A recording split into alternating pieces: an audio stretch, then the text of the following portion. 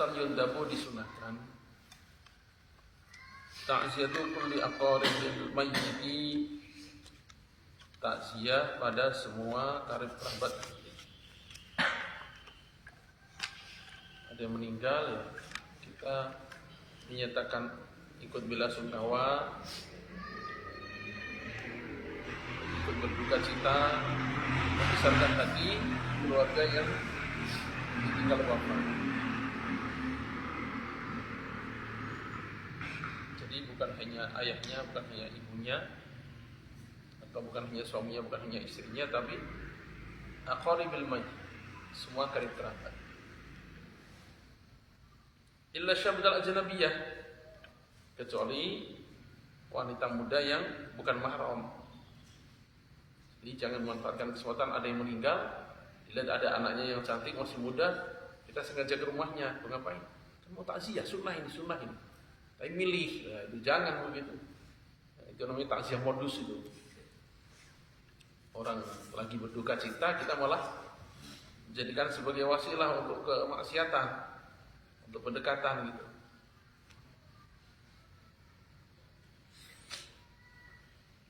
Jadi termasuk juga misalnya ini ada bapak meninggal, anaknya yang perempuan, teman kita SD misalnya, dia masih muda, perempuan, kita ingin bertakziah atau mengucapkan bela sungkawa, menghibur ya, jangan ke teman kita itu kan syabah, ajnabiyah, ya ke keluarganya yang lain, kakaknya, pamannya dan sebagainya. Dengan kita hadir di situ kan teman kita juga udah tahu kita ikut takziah, tanpa harus ngobrol dengan teman kita SD yang perempuan masih muda itu gitu.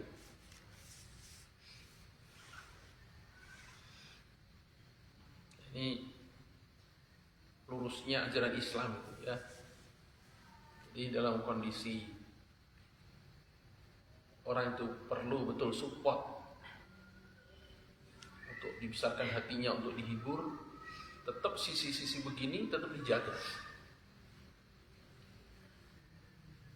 Jadi bukan karena ini kondisi dianggap darurat, dianggap perlu, nggak apa-apa, dimaafkan, dimaafkan. Nggak begitu. Tetap. Makanya saya ditegaskan begini.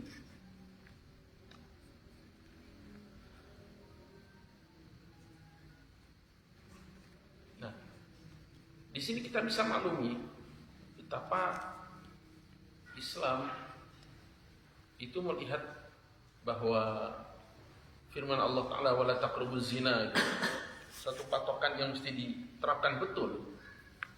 Jangan mendekati zina, itu diterapkan betul, sehingga kondisi yang mestinya diberi rukhsah, dimaafkan, dimaklumi, itu pun tidak dimaklumi gitu.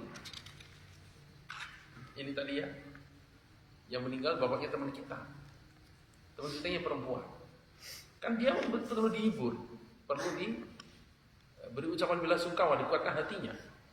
Tapi berhubung kita laki-laki tetap nggak boleh memberikan ucapan bela sungkawa pada teman kita yang perempuan syabah ajnabiyah ini tadi. Kita kirim chat misalnya, oh ikut duka cita ya, bapak kamu meninggal gini. Enggak begitu caranya. Padahal ini kondisi dia memang perlu support, itu pun tetap nggak boleh. Apalagi nggak ada apa-apa, usil aja, iseng aja, ya dosanya udah jelas gitu. Udah jelas maksiatnya, jelas dosanya. Jelas syabah ajnabiyah. Nah kalau syabah ajnabiyah siapa yang takziah nanti? Ya sama perempuan atau laki-laki yang mahramnya. Minal mauti ila 3 ayyamin takriban ba'da dafn. Ini takziah, ikut berduka cita, memberikan support, menghibur, membesarkan hatinya itu nggak boleh lama-lama, nggak boleh lama-lama, hanya 3 hari waktunya. Cuman dalam syarah lain dijelaskan bahwa 3 hari ini secara umum. Adapun orang yang misalnya merantau, karena mendengar bapaknya meninggal dia pulang, seminggu kemudian baru sampai, bukan berarti udah dulu biarin aja nggak usah takziahin, nggak begitu. Kondisi beda itu, kondisi tertentu. Tapi kondisi umum setelah 3 hari ya sudah, jangan ditakziahin lagi. Nah, akhirnya mau bangkit itu susah karena ditakziahin terus. Diingatkan lagi, suruh cerita lagi gimana wafatnya, cerita lagi gimana wafatnya, susah lagi, sedih lagi, nangis lagi, tidak selesai. Kecuali makanya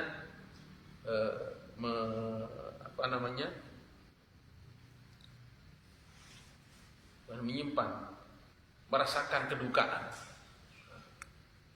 Lebih 3 hari itu hanya dibolehkan untuk istri, untuk wanita yang ditinggal suaminya. Dalam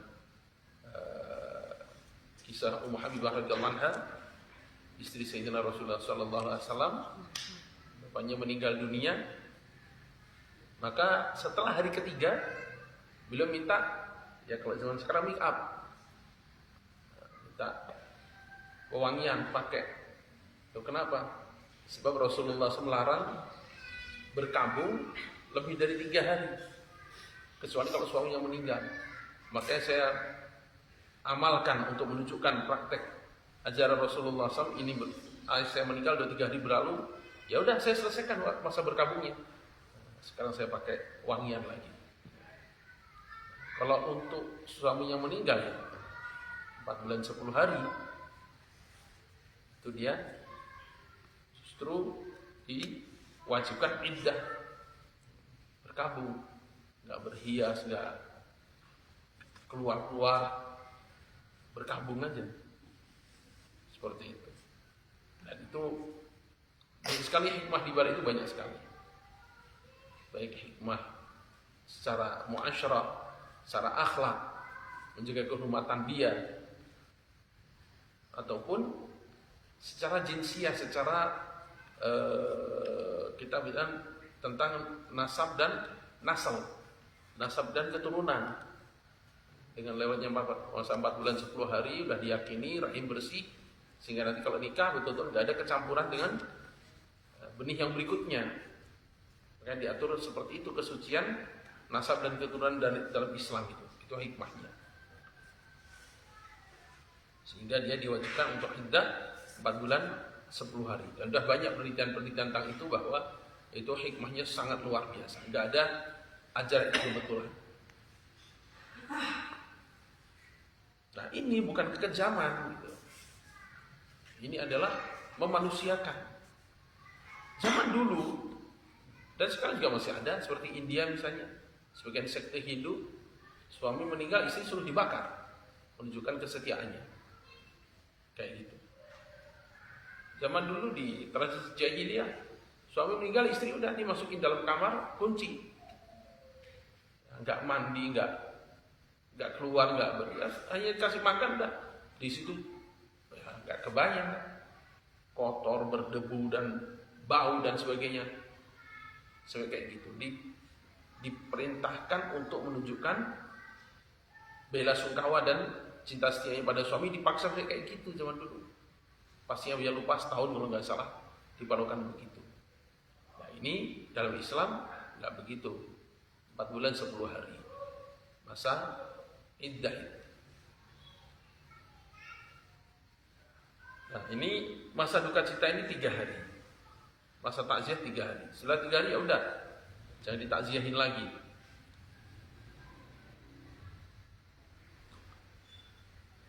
Wa yukrahu, dan dimakruhkan al-julusu,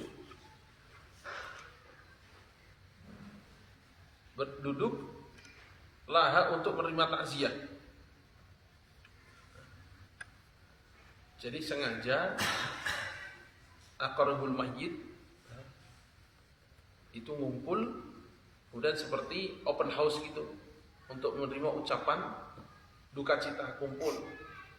Yang mau takziah jam sekian kami berkumpul, itu malah makruh. Seperti diacarakan begitu ya. Ya udah, alamiah aja. Yang misalnya sore-sore, misalnya pagi-pagi, misalnya ketemu di sini di rumahnya sih. Udah biasa aja begitu. Enggak perlu diacarakan, kumpulkan yang mau takziah jam sekian. Ini kan bukan acara seremonial, bukan acara perayaan. Ini orang duka cita yang mesti dikuatkan hatinya.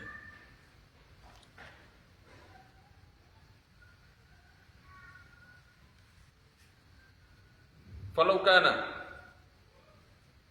ghaibun faqadima ba'da muddatin azzahu.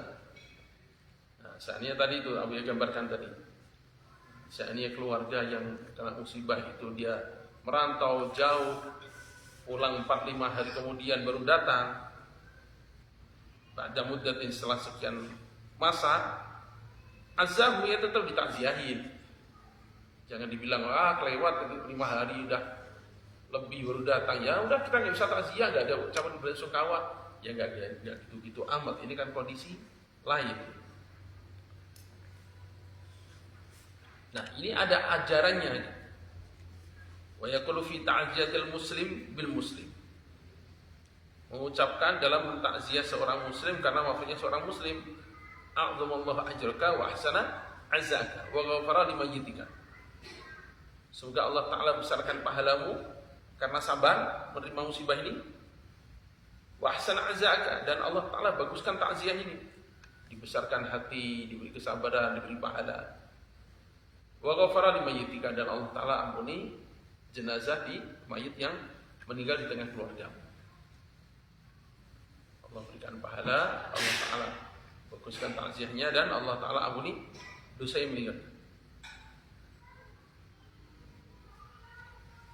Wafil muslim bil kafir. Nah sekarang yang berduka cita muslim, tapi yang mati kafir.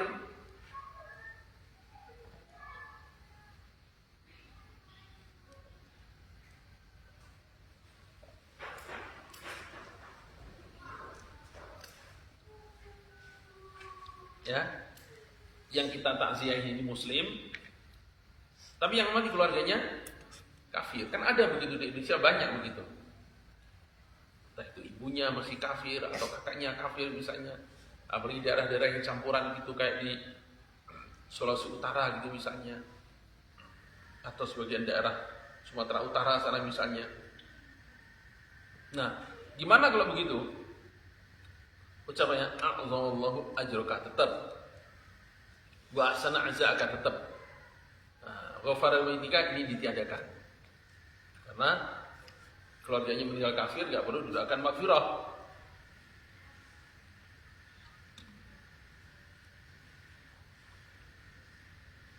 Dan sekarang wafil kafir bil muslim, dan mengucapkan belasungkawa pada orang kafir, tapi yang meninggal muslim, gimana? Gak usah didoakan a'zamallahu ajraka, dia gak dapat pahala. Hanya ahsanallahu azaka. Semoga takziah ini bagus. Wa ghafara limayyitika, dan Allah Ta'ala ampuni yang meninggal karena muslim. Jadi pada tempatnya ya.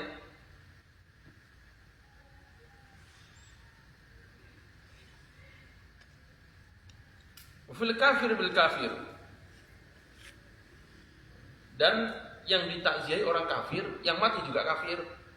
Lu ngapain takziah? Dan tetangga gimana? Tetangga, teman bisnis misalnya, kan kita ucapkan belasungkawa juga. Terus gimana ucapan kita? Akhlafallahu alaika, semoga Allah Ta'ala berikan ganti padamu. Ya, dengan meninggalnya Allah ganti uang, ganti apa terserah lah. Bukan ganti pahala yang jelas. Pahala gak ada. Nah ini yang unik ini. Wala naqasa adadaka, dan semoga Allah tidak mengurangi jumlahmu. Nah ini bagi orang kafir menyenangkan. Wah ini didoakan supaya tambah banyak kita kafir itu. Tapi wayanwi takfir jizyah, dan meniatkan dengan doa ini untuk perbanyakan jizyah, upeti. pada umat Islam. Nah, ini dalam kondisi negara-negara Islam mereka kafir bayar jizyah. Kan dalam Islam begitu. Datang kepada orang kafir, menawarkan Islam. Mau masuk Islam, alhamdulillah. Gak mau masuk, gimana? Bayar jizyah. Karena mereka ini orang yang tinggal tidak sah. Tuh kenapa gak sah? Gak ngakui pada yang pemilik gimana? Tinggal di bumi Allah, gak ngakui Allah. Mereka tidak sah. Nah, maka sebagai adabnya orang yang tidak sah, bayar uang sewa. Jizyah itu bayar uang upeti. Diserahkan pada siapa? Pada orang yang tinggal yang sah. Siapa? Umat Islam. Nah, jadi hatta yu'dul jizyata an yadin wa hum shahirun. Zaman dulu itu begitu. Di negara-negara Islam, orang kafir tinggal di situ, tapi mereka harus merasa kami ini hina ini. Di bawah kekuasaan orang Islam, kami tunduk, kami patuh. Bukti kami tunduk adalah kami bayar jizyah, bayar upeti. Nah, ini doa ini. Wala naqsa adadaka, semoga tidak mengurangi jumlahmu. Ini maksudnya supaya setelah ini mati ada orang kafir lagi bayar jizyah lagi, biar negara Islam makin kaya gitu maksudnya.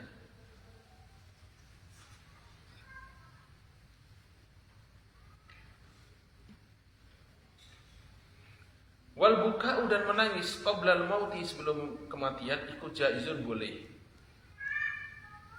Ini udah mau meninggal dunia, kita enggak tahan, kita nangis, boleh. Wa ba'dahu, ada setelahnya, khilaful aula, itu kurang utama. Makruh, ya saya makruh. Haram, apalagi haram. Khilaful aula itu lebih baik tidak. Kalau dikerjakan enggak apa-apa juga. Nyatanya Rasulullah SAW menangis tatkala putra beliau Ibrahim radhiyallahu anhu wafat. Sampai saat bertanya, ya Rasulullah, kamu menangis ya? Ini adalah rahmah, bentuk kasih sayang. Dan beliau ucapkan doa,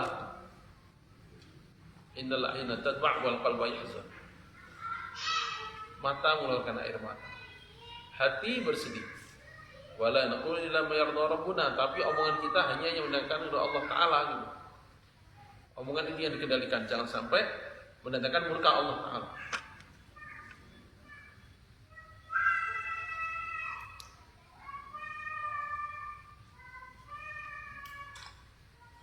Wa yahrumu, dan haram apa an-nadbu. Nadab itu kalau di kita ya rata-rata enggak ada. Tapi ada sebagian tokoh tuh di nadab begini. Nadab itu gimana? Ada yang meninggal dunia lalu dipuji berlebihan. Itu enggak boleh itu. Judulnya isyhad judulnya. Tapi nadab. Misalnya ada tokoh, kita sudah saksikan semua, bapak ini, insya Allah, beliaulah penumpang hidup kita, beliau pengayom kita, beliau pelindung kita. Sekarang kita kehilangan. Nah, itu kan berlebihan itu. Pemberi hidup pengayoman Allah Ta'ala. Misalnya begitu. Kalau zaman dulu, wajabala, wahai gunung kami. Nah, kalau sekarang, wahai pelindung kami, begitu. Nah, itu kelewat, berlebihan itu. Atau juga memastikan surga, itu nggak boleh juga. Nah, bapak ini, lihat 30 masjid beliau yang bangun sendiri, padahal enggak juga, misalnya disumbang banyak orang. Kemudian ini panti asuhan beliau semua. Kemudian ini anak yatim sekian keluarga disantuni beliau semua, pasti surga. Nah, itu enggak boleh juga. Itu enggak boleh juga. Insya Allah kita harapkan surga, begitu. Jangan sampai mendahului ketentuan Allah, atau kita iddia' bil ghaib, kita mengklaim merasa punya pengetahuan tentang yang gaib. Dalam Mishkatul Masawi yang kita ngaji itu yang meninggal anak kecil dari sahabat Ansor, Sayyidah Aisyah radhiyallahu anha kata, usulun asafil jannah. Wah, ini burung pipit yang terbang di surga. Itu aja oleh Rasulullah ditegur, langsung masukkan surga begitu. Padahal zahirnya ini anak kecil, belum dicatat dosanya. Dan kalau nggak ke surga kemana gitu. Tapi itu pun pastikan oleh Rasulullah dilarang gitu. Nah, maka kita jangan begitu. Seandainya kita di masyarakat nanti diminta isyhad, ya secukupnya, jangan berlebihan. Jangan sampai nadab begini. Jangan sampai juga tadi kita seolah mengklaim, seolah merasa tahu tentang alam gaib, tahu tentang pengetahuan Allah, itu nggak boleh juga. Nah, biasanya Yang terjadi begitu tuh kalau yang meninggal tokoh. Ada dulu tokoh meninggal dunia. Seorang ulama diminta sambutan. Oh, Masya Allah. Beliau ini membangun tempat hiburan. Dengan adanya tempat hiburan, orang-orang muslim senang. Maka menyenangkan orang muslim itu saja sudah sedekah. Itu sudah surga. Andaikan beliau gak punya amalan apa-apa, hanya punya tempat hiburan, sudah cukup ke surga. Bukan gimana begitu itu. Oh, tempat hiburan, orang terhibur tapi saya maksiat, gimana langsung dijadikan klaim sebagai bekal pasti ke surga. Ya, itu hati-hati makanya.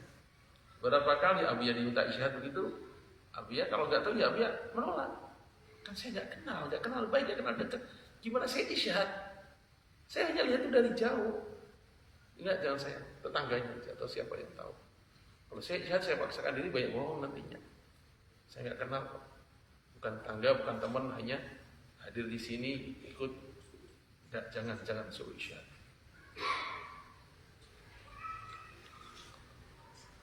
Nah, itu ya harun nadub tadi itu.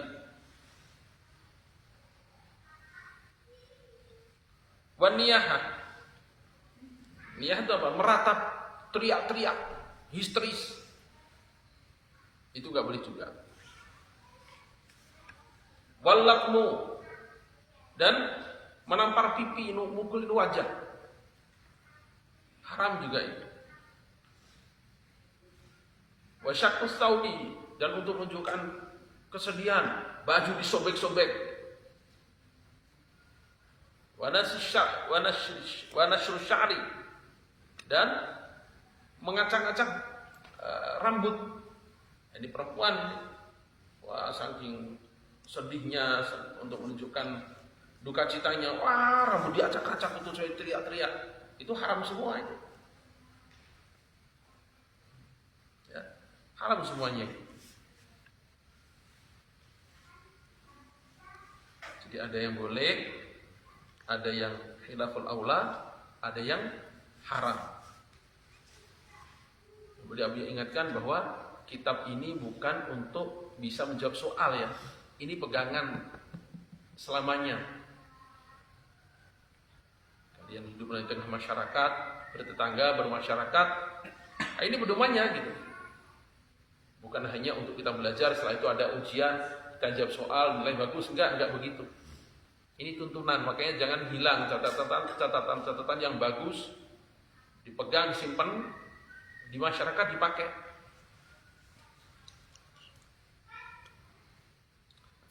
Wa yundabu, dan disunahkan li aqaribil mayyiti al-bu'ada wa jiranihi, disunahkan bagi karib kerabat mayit yang jauh. Kalau yang dekat kan lagi berduka ini, istrinya, anaknya, misalnya lagi berduka.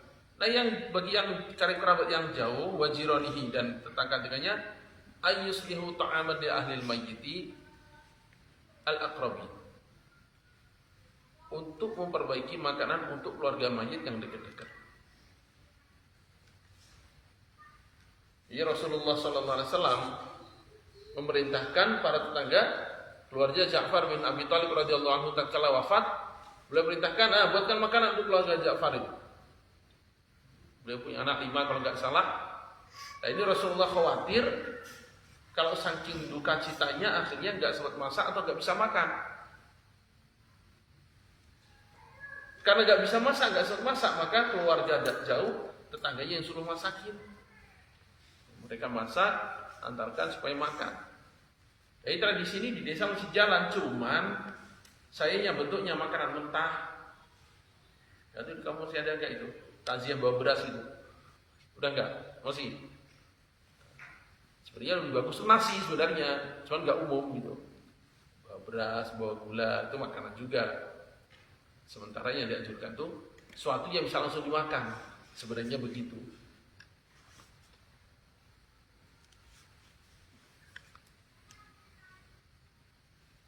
Yakfihim yawmahu wa lailatahu wa yulha alaihim liyakulu, yang kira-kira cukup untuk sehari semalam, agak desak mereka untuk makan, tungguin, disuapin kalau perlu supaya mau makan.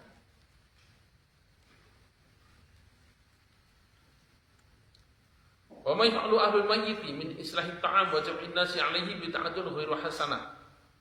Sedangkan yang dikerjakan oleh keluarga mayit menyiapkan makanan-makanan bagus, mengumpulkan orang, itu adalah bid'ah yang tidak baik.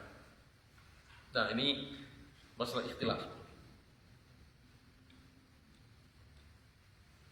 Harus dijelaskan, harus dipilah.